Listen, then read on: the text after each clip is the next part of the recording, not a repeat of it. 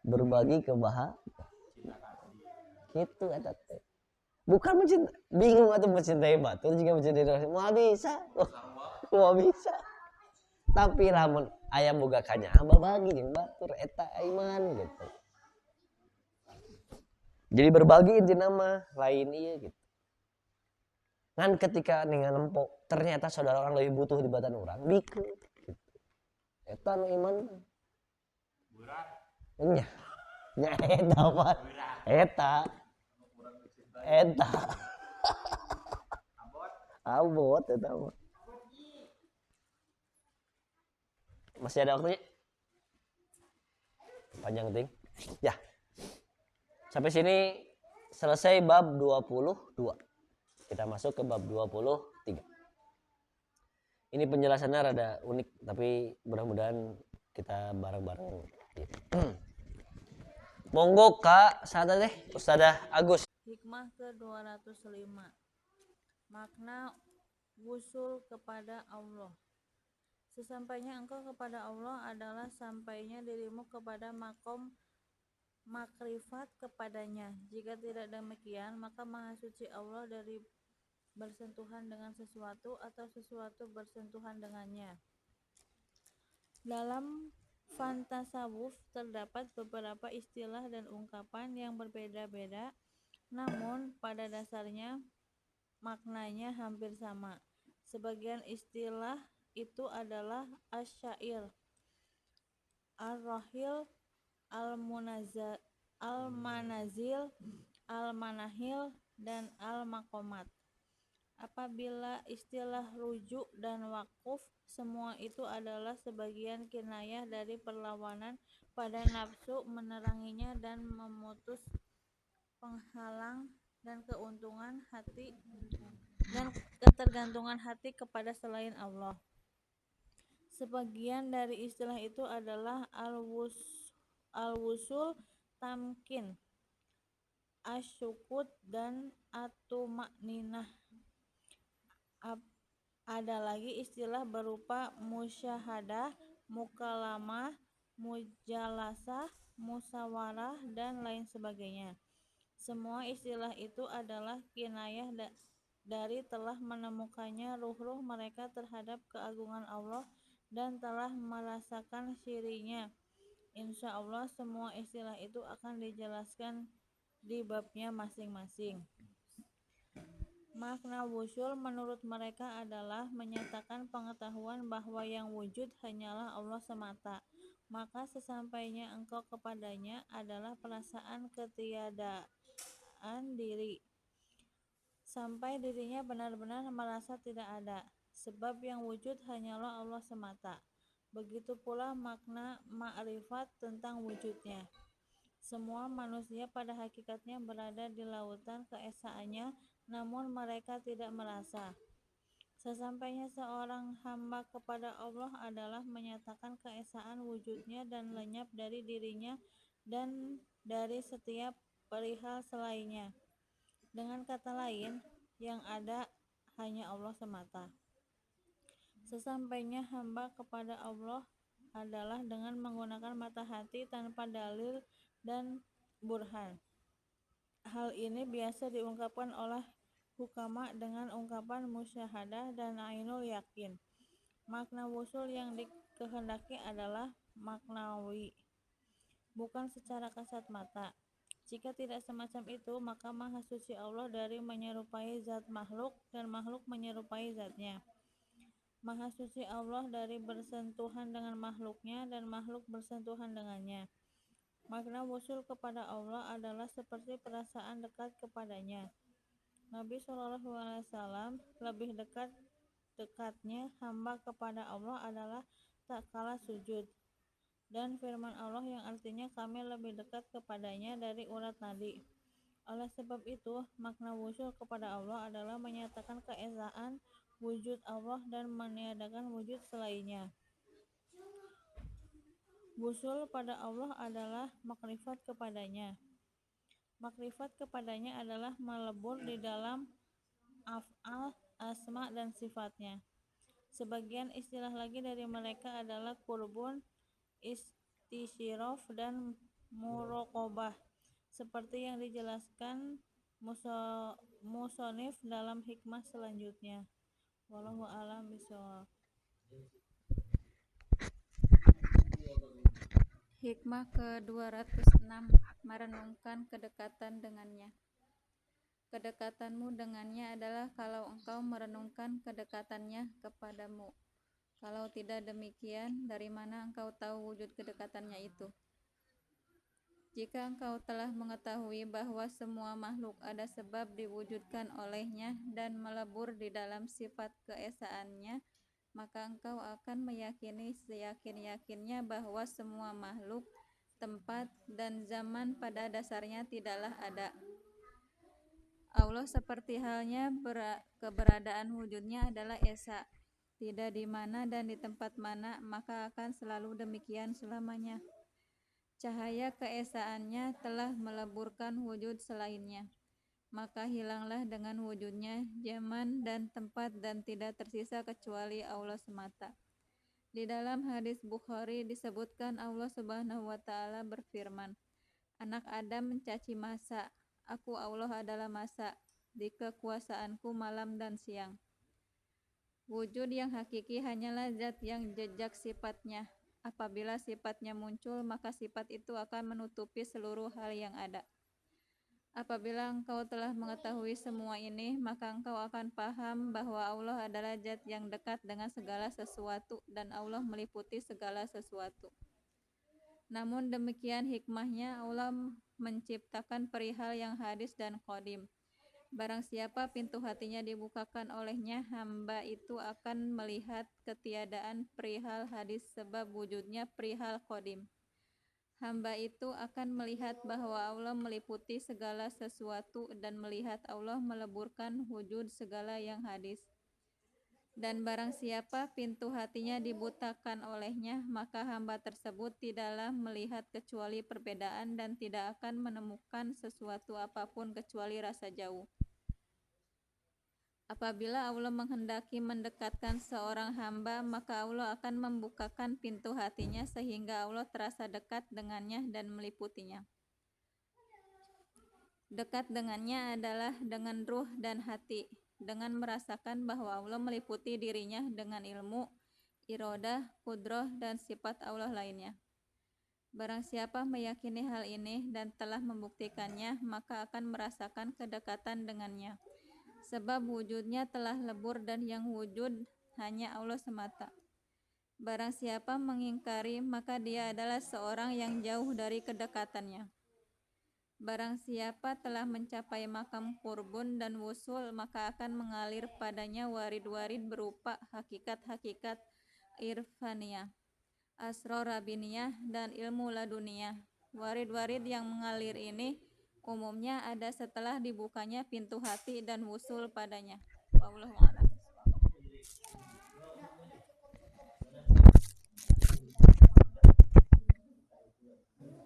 Hikmah ke-207, munculnya hakikat-hakikat batin. Hakikat-hakikat batin itu awalnya muncul secara global pada saat hamba tersingkap rahasianya Allah. Setelah mencatatnya, maka datanglah penjelasan, apabila kami, yaitu Allah, telah selesai membacakannya, maka ikutilah bacaannya itu, kemudian sesungguhnya atas tanggungan kamilah penjelasannya. Hakikat-hakikat adalah nur ilahi yang dialirkan di dalam hati para arifin dari tersingkapnya ilmu, hikmah, dan ma'rif. Satu tempo hakikat itu berupa ilmu-ilmu, berupa hikmah dan ma'rif, dan di waktu yang lain berupa terbukanya alam goib atas perihal yang telah terjadi atau yang akan terjadi. Di saat rahasia Allah tersingkap di hati para arifin, hakikat-hakikat itu biasanya muncul dengan secara global. Kemudian para arifin mencatatnya. Setelah itu mereka berpikir sehingga jelaslah maknanya. Musonif kemudian berdalih dengan menggunakan ayat wahyu, sebab wahyu terbagi menjadi 4, wahyu ilham, wahyu manam, wahyu i'lam, dan wahyu ahkam. Para nabi dan wali sama-sama memiliki 3 wahyu, wahyu ilham, wahyu manam, dan wahyu i'lam. Namun wahyu ahkam hanya dimiliki oleh para nabi dan rasul. Para kekasih Allah memiliki wahyu ilham. Awalnya ilham tersebut mengalir ke dalam hati secara global setelah wahyu itu dibacakan. Maka perlihatkanlah dengan mengikuti bacaannya, setelah itu jelaslah maknanya. Apabila kami telah selesai membacakannya, maka ikutilah bacaannya itu, kemudian sesungguhnya atas tanggungan kamilah penjelasannya. Namun, wahyu ahkam yang dimiliki oleh para nabi berbeda dengan wahyu ilham yang dimiliki oleh para wali. Wahyu ahkam terjaga sehingga tidak akan dilupakan. Lain halnya dengan wahyu ilham. Oleh karenanya, sebaiknya para wali selalu mencatat wahyu ilham itu segera mungkin. Sebab hikmah saat kemunculan awalnya sangat besar seperti halnya gunung. Apabila ia lupa akan ilham itu, maka akan dikembalikan dan diulangi menjadi seperti unta. Apabila masih lupa, maka dikembalikan seperti banteng. Kemudian seperti kambing, seperti telur, kemudian hilang. Oleh sebab itu, Sayyid Ali radhiyallahu anhu tidaklah pernah terlepas dari pena dan buku untuk mencatat anugerah pemberian Allah tersebut. Syekh Ibnu Ajibah radhiyallahu anhu berkata, begitu pula dengan sebagian besar kitab syarah hikam yang aku tulis ini adalah anugerah dari Allah. Kapanpun aku menulis hikmah, namun aku tidak memahaminya, maka aku menghentikannya sampai Allah memberikan ilham kepadaku. Awalnya, apabila ilham tersebut telah sampai, maka aku menulisnya. Setelah itu aku melihat kitab-kitab ulama lain sebagai tambahan. Apabila aku menemukan hikmah yang indah dan cocok dengan ilham yang diberikan Allah, maka aku juga menulisnya. Namun apabila tidak cocok, maka aku meninggalkannya dan aku mencukupkan dengan ilham yang telah diberikan oleh Allah kepadaku. Banyak sekali kalam hikmah yang telah aku tulis. Setelah aku baca kembali, maka sangat sedikit tulisan itu berasal dari diriku sendiri. Semua hal itu adalah barokah dari para guruku. Semoga Allah membalasnya dengan sebaik-baiknya balasan. Syekh Ibnu Ajibah melanjutkan, dulu pada awal aku masih melakukan riyadah dan mujahadah. Aku ingin berbicara tentang tafsir atau selainnya. Apabila aku telah mulai berkata, tiba-tiba aku mulai tidak sadarkan diri. Seolah-olah dari mulutku keluar sebuah ucapan tanpa kehendakku, muncullah dari diriku ilmu dan hikmah. Namun setelah diam tidaklah tersisa dari ilmu itu kecuali sedikit. Suatu ketika, seorang lelaki soleh yang sudah sangat tua mendengar ucapanku. Lelaki itu terkagum-kagum. Aku terus seperti itu. Hanya saja aku tidak mencatatnya sama sekali. Kemudian setelah kejadian itu, aku baru mulai mencatatnya sehingga ungkapan penaku lebih fasih daripada lisanku. Tutur Syekh Ibnu Ajibah. Sebagian orang arif berkata pada santrinya, ketika aku berkata kepada kalian semua, maka aku mengambil hikmah yang telah diberikan Allah itu untuk diriku sendiri, seperti halnya engkau mengambil hikmah dari ucapanku. Syekh Abdul Hasan ketika tenggelam dalam kalam dan dipenuhi dengan ilmu, maka dia berkata, mengapa tidak ada seorang yang mau mencatatkan siri ini untukku? Dikala itu, majelis Abdul Hasan radhiyallahu anhu dihadiri oleh para pembesar-pembesar ulama seperti Izzuddin bin Abdissalam, Ibnu Hajib, Ibnu Usfur, Ibnu Daqiq al-Id, dan Abdul Azim al-Munziri. Syekh Taqiyuddin bin Ibnu Daqiq berkata, demi Allah, aku tidaklah pernah melihat seorang yang lebih ma'rifat billah kecuali Abul Hasan Asy-Syadili radhiyallahu anhu. Setelah wafatnya Syekh Abul Hasan, majelis itu digantikan oleh Abul Abbas al-Mursi. Hakikat-hakikat yang diberikan Allah pada hati pada kekasihnya awalnya adalah global. Ketika sudah dihafal dan dicatat, maka akan jelas maknanya. Sebagian dari hakikat itu ada yang cocok dengan akal dan syariat, dan ada pula yang tidak dapat difahami akal. Dengan ini, Syekh Abu Hasan berkata, ketika ilmu kasyafmu membedai kebenaran Quran dan hadis, maka lakukan dengan Quran dan hadis, dan tinggalkanlah ilmu kasyafmu. Katakan pada hatimu, sungguh Allah telah menanggung untukku kebenaran Al-Quran dan hadis. Namun, Allah tidak menanggung kebenaran kasyaf dan ilham. Hal semacam ini juga yang diungkapkan oleh Junaid. Ilham turun dalam hatiku, namun aku tidak menerimanya sampai ada dua saksi yang adil, yakni Al-Quran dan hadis. Kemudian, warid-warid yang menyingkap hakikat-hakikat dan berbagai ilmu adalah warid yang diperuntukkan untuk para hamba Allah yang telah mencapai makom tertinggi. Adapun warid untuk para pemula, maka warid tersebut berupa keinginan kuat. Keinginan kuat itu dapat berupa rasa takut yang berlebihan atau rasa cinta yang menggelisahkan. Hal ini seperti yang akan disampaikan musonif dalam hikmah selanjutnya. Hari ini saya belum mampu memahami istilah-istilah yang ada yang disebutkan tadi sebetulnya. Apalagi di hikmah ke-205 itu menjelaskan makna wusul sampai kepada Allah teh kumaha. Karena berkaitan dengan masalah keesaan. Tapi ingin sedikit diskusi banyak karena saya gitu paham ya teh, ngan ingin diskusi. Selama ini kan kita dianggap sebagai mukmin, tauhid, kita bertauhid, betul ya? Kita itu mengesahkan Allah. Cik pertanyaannya, yang kamu pahami mengesahkan Allah itu kumaha? Ustaz Erlan heula. Dalam hal naon kamu mengesahkan Allah tuh? Satu, tidak ada sesuatu yang disembah selain Dia. Oke. Ketambahan cinta yang tadi dibahas. Oke. Saudara Gus. Makna selama ini yang pernah difahami mengesahkan Allah dalam hal apa? Mengesahkan Allah dalam kekuatan, Oke, dalam kekuatan. kendali. Oke. Cukup dua kata. Ustaz, dua kata keesaan Allah yang antum lakukan hari ini dalam hal apa? Cinta, menghamba. Jadi intinya tidak ada yang disembah selain Allah. Dua. Hayu. Tidak ada satupun yang hidup yang berdiri sendiri selain Allah. Cek. Kamu teh ngaku, aku teh bertauhid, aku teh punya iman, aku teh yakin la ilaha illallah. Yang dimaksud keesaan yang kamu imani hari ini apa? Esa dalam hal apa Allah teh? Dua kata we, dua kata, tolong batei. Dua kata. Soalnya sering dua kata we. Dalam hal apa? Kepemilikan hidup. Oke, satu, dua. Enggak, maksudnya kan satu tema yang mencengkeram hidupmu adalah Allah semata. Saudara itu kan. Oke, lanjut. Dua. Oke. Saudara Agus. Ya kan Agus diajar tauhid betul ti orok kenehnya orang teh. Ai makna ngesakan Allah dalam hal apa? Allah teh esa satu-satunya, only one. Dalam hal apa? Hanya Allah yang satu-satunya. Yang menghidupkan atau yang mengatur kehidupan?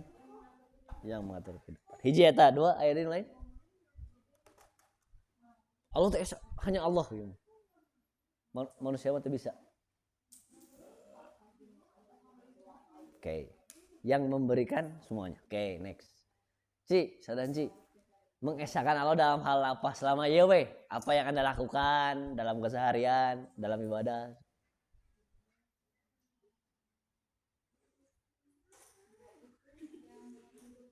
Yang menghidupkan, oke? Yang memberi apa? Yang memberi apa? Oke, siap. Rata-rata normatif jawaban kita itu hari ini mengesahkan dalam hal itu, Pak. Enggak, saya tahu enggak. Tapi dalam hal ini dina kaidah hikmah ke-205 ada yang luput bahwa di dia mah esa Allah itu dalam eksistensi, dalam keberadaan. Kontak rada hese itu ya, wujud gitu. Ya teh tentang eksistensialisme. Datul wujud. Sifat pertama kali yang kita hafalkan dalam sifat Allah adalah wujud.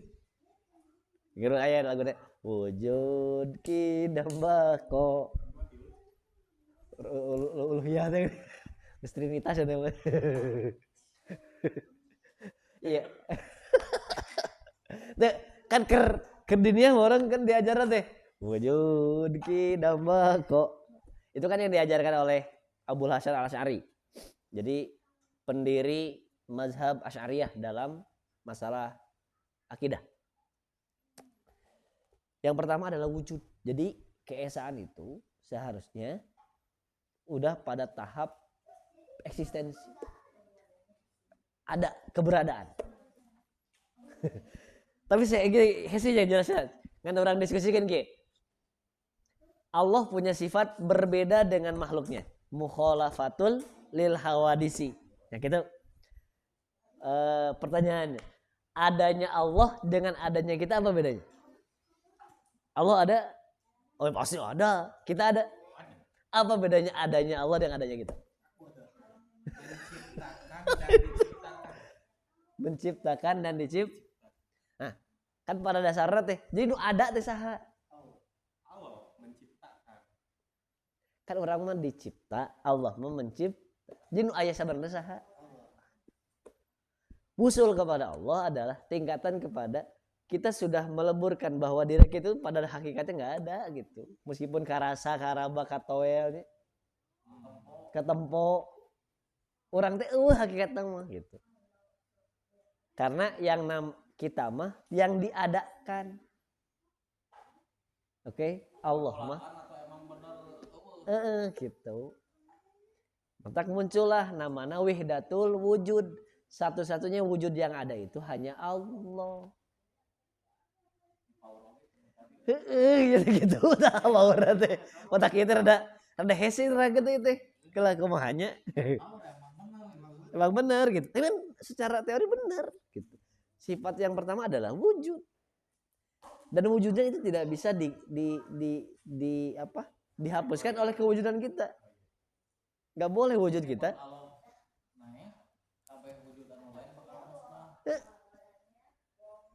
Dah karena hakikatnya apa kata gitu. Itu usul kepada Allah teh gitu. Nges pada tahap bahwa antum merasa mampu meniadakan diri dengan bahasa inna lillahi.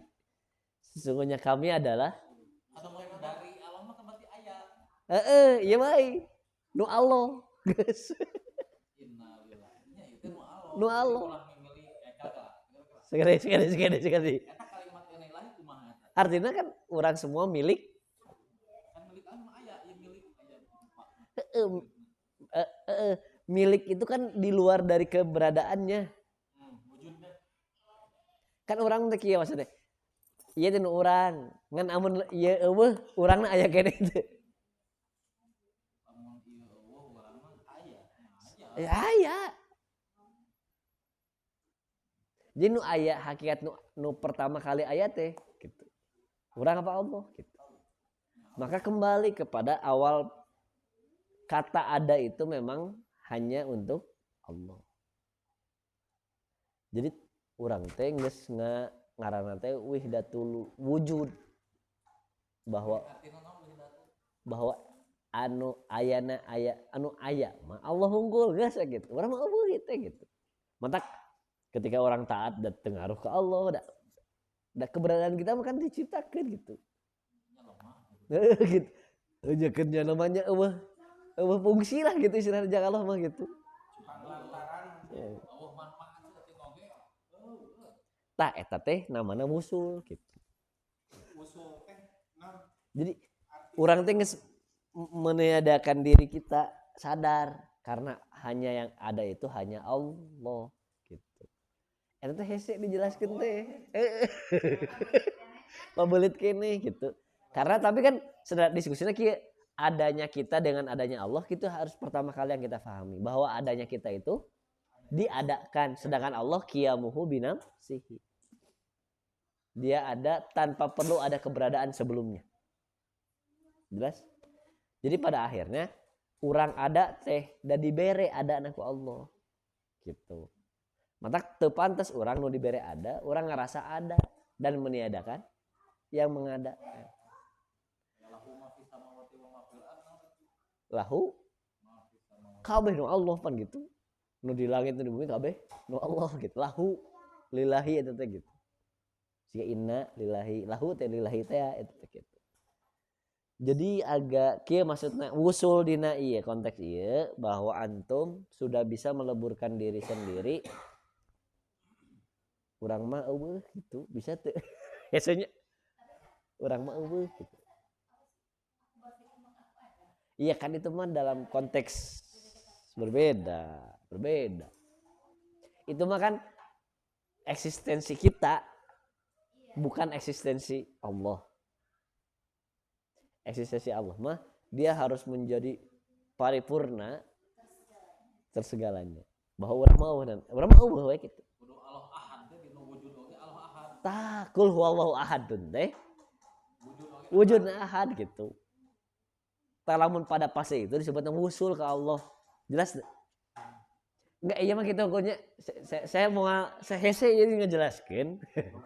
Karena logikanya orang hese ya teh ngejelaskan anak gitu. Sampai enak teu ngarti kumaha ieu ngejelaskan. Karena saya pernah ngerasakan oke gitu. Kan kita kan terbatas pada normatif. Anu menciptakeun anu ieu nya anu disembah. Karena emang geus di normatif eta mah. Geus bisa di Oke. Tak iya mah agak susah ya. Meniadakan diri karena memang anu aya mah Allah hukum. Alah kumahanya rasananya kumaha rasana? Kalau dalam bentuk tindakan pada akhirnya tadi bahwa tak ada satupun yang kita gerakkan kecuali memang itu Allah itu. Kodo dan kodar ya. Kodirna Allah eta mah gitu. Kudrohna Allah eta mah.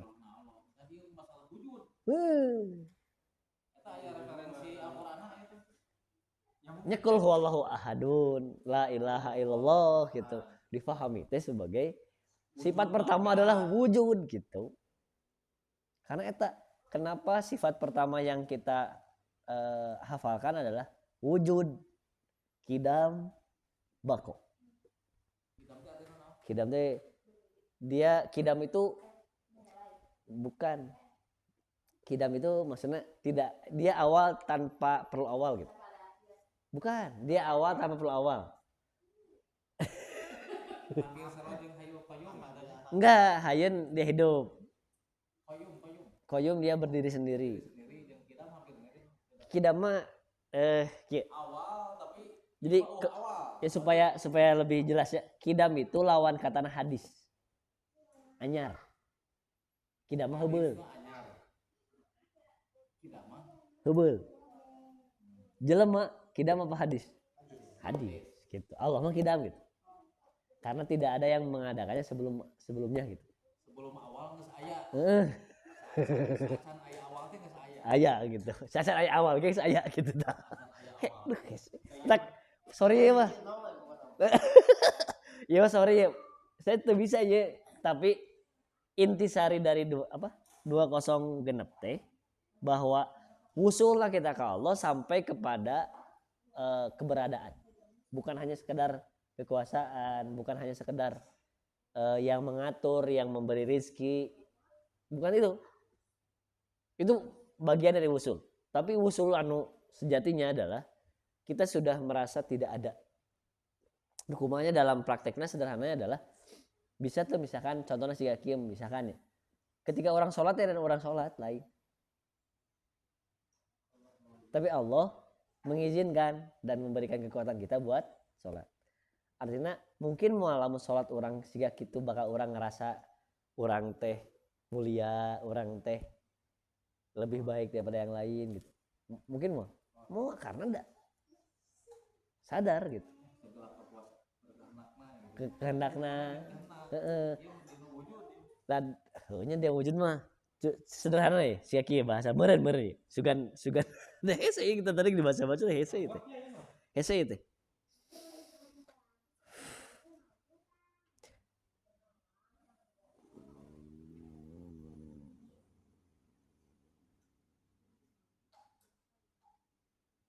Tai bahasa lagi.